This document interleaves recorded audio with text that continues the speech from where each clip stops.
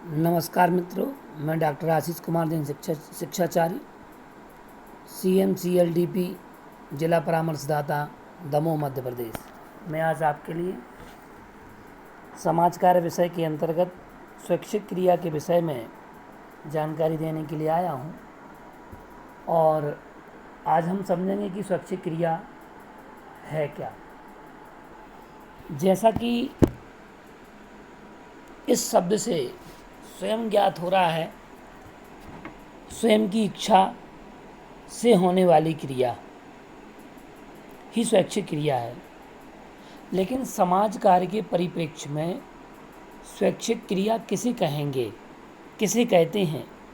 यद्यपि मानव जीवन इच्छा शक्ति पर ही निर्भर है और जिसकी जितनी सुदृढ़ दृढ़ इच्छा शक्ति होती है वह व्यक्ति उतना सफल होता है। और एक सामाजिक कार्यकर्ता के लिए सुदृढ़ इच्छा शक्ति का होना नितांत आवश्यक है। हम समझेंगे कि आखिर स्वैच्छिक क्रिया किसे कहते हैं। स्वैच्छिक क्रिया स्वैच्छिक रूप से बिना किसी पारिश्रमिक या लाभ की प्राप्ति की आशा से ज़रूरतमंदों की सहायता करते हुए समुदाय एवं समाज के कष्टों, समस्याओं व कुरीतियों को संगठित रूप से दूर करने का स्वैच्छिक प्रयास स्वैच्छिक क्रिया कहलाती है। आप परिभाषा से समझ गए होंगे कि स्वैच्छिक रूप से बिना किसी की प्रेरणा से, यद्यपि स्वयं की प्रेरणा से प्रेरित होकर के, बिना किसी पारिश्रमिक के, बिना किसी मूल्य के और लाभ की प्राप्ति की अपेक्षा न करते हुए समाज के दीन, हीन, दलित, ज़रूरतमंद की सहायता करना, समाज और समुदाय के कष्टों को, समस्याओं को और समाज में प्रचलित कुप्रथाओं, कुरीतियाँ, इन सबको संगठित होकर के दूर करने का जो प्रयास होता है वह स्वैच्छिक क्रिया के अंतर्गत ही आता है। यद्यपि भारत में सामाजिक क्रिया की अद्वितीय परंपरा है। सामाजिक कार्यकर्ताओं जिन्होंने पीड़ित लोगों के कल्याण के लिए महत्वपूर्ण योगदान दिया, उन लोगों ने सामाजिक क्रिया का एक इतिहास रचा है। उन इतिहास रचने वालों में 19वीं शताब्दी के स्वैच्छिक समाज सेवी, जिन्हें हम कहते हैं इतिहास उनका साक्षी रहा है, 19वीं शताब्दी में स्वैच्छिक समाज सेवी के रूप में, समाज के प्रेरणा के रूप में ब्रह्म समाज की स्थापना राजा राम मोहन राय जी ने की, जिनका समाज सेवी काल 1772 से लेकर के 1833 ईस्वी तक रहा।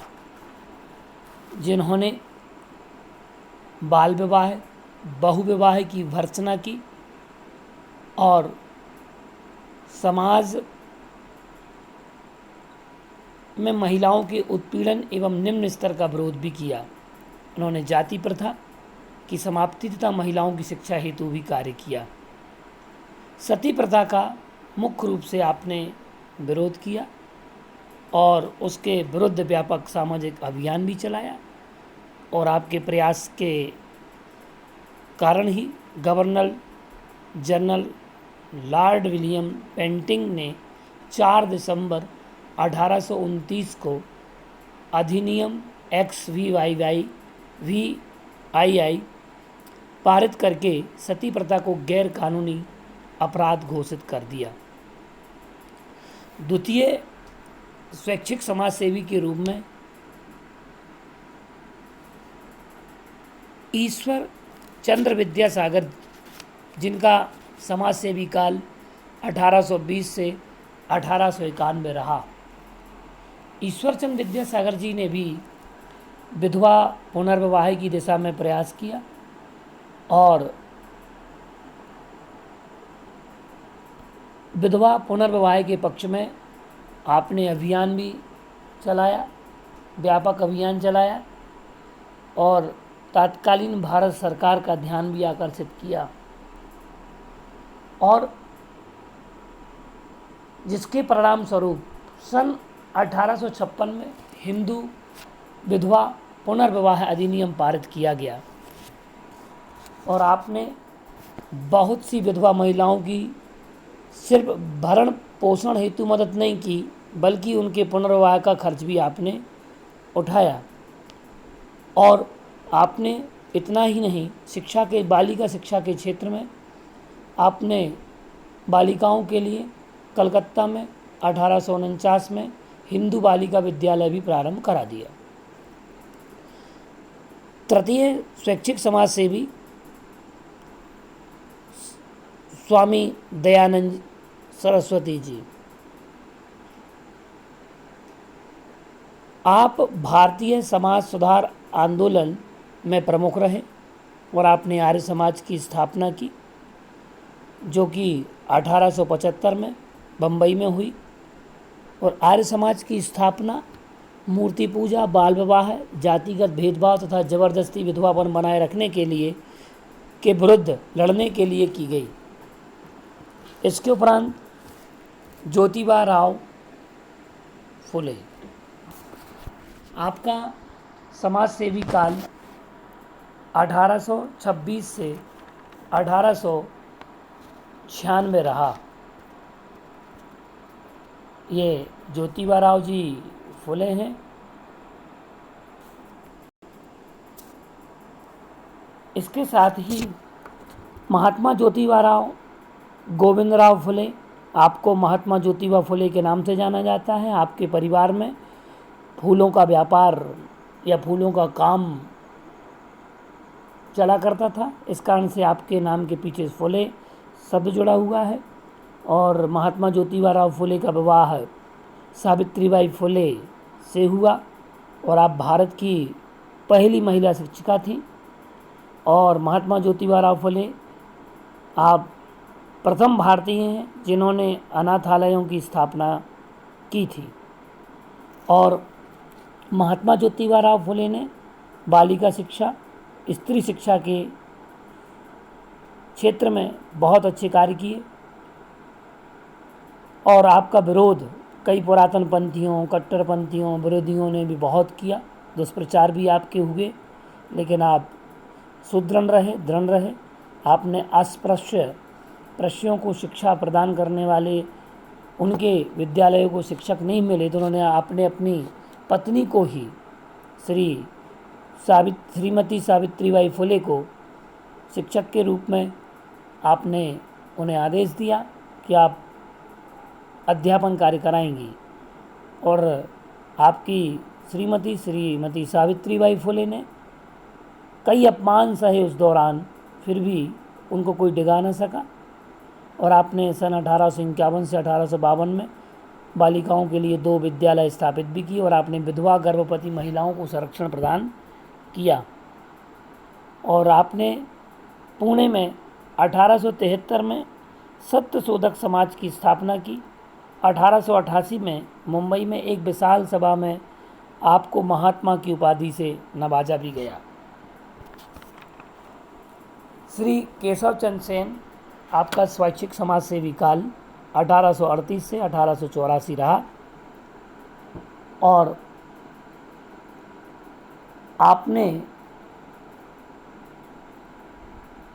अंतर जातीय विधवा पुनर्विवाह की मजबूती से वकालत की तथा पर्दा प्रथा का विरोध किया। सिविल मैरिज अधिनियम 1872 आपके ही प्रयासों से लागू हुआ। केशव चंद्र सेन, अस्पृश्यता के खिलाफ भी अभियान आपने चलाए और आपने गुडविल फ्रेटर्निटी सोसाइटी तथा कलकत्ता इवनिंग स्कूल की भी आपने स्थापना की। स्वामी विवेकानंद जी एक ऐसे व्यक्तित्व थे और आज जनमानस में ऐसे व्यक्तित्व के रूप में आप जीवित हैं, युवाओं के मस्तिष्क में आप जीवित हैं। आपका स्वैच्छिक समाज सेवी काल 1863 से 1902 रहा। आप श्री रामकृष्ण परमहंस के शिष्य थे और सेवा के आदर्श और अपने विचारों से आपने आधुनिक भारत के निर्माण में महत्वपूर्ण योगदान दिया। यद्यपि आप एक धार्मिक एवं आध्यात्मिक विचारक एवं सुधारक थे, लेकिन निर्धन एवं निर्बल व्यक्तियों के प्रति असीम करुणा आपके हृदय में हमेशा रहा करती थी और आपने दरिद्र नारायण, बीमारों तथा अशिक्षितों की सेवा करना धर्म का उच्चतम स्वरूप बताया और यही उपदेश आपने दिया। आपने अस्पृश्यता का विरोध किया, महिलाओं तथा आम जनता की स्थिति पर सुधार पर बल दिया और नए धार्मिक संगठन रामकृष्ण मिशन की स्थापना की एवं समाज सेवा मिशन को एक अनिवार्य अंग बना दिया। मिशन शिक्षा तथा स्वास्थ्य सेवा के साथ बाढ़ एवं दुर्भिक्ष के अवसर पर राहत कार्य में संलग्नता आपने मानव धर्म बताया। आपने भारत को विश्व गुरु बनाने को बहुत प्रयास किया तथा आप निरंतर संलग्न रहे। भारतीय संस्कृति की आप सबसे श्रेष्ठतम संरक्षक रहे। इस प्रकार से हमने जाना 19वीं शताब्दी के स्वैच्छिक समाजसेवी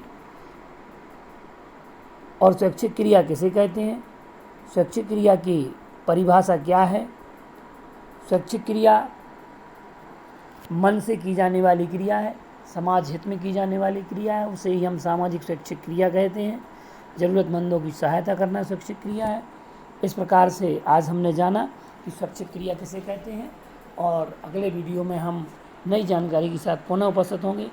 मैं डॉक्टर आशीष कुमार जैन आप सबके लिए नमस्कार करता हूँ। नमस्कार।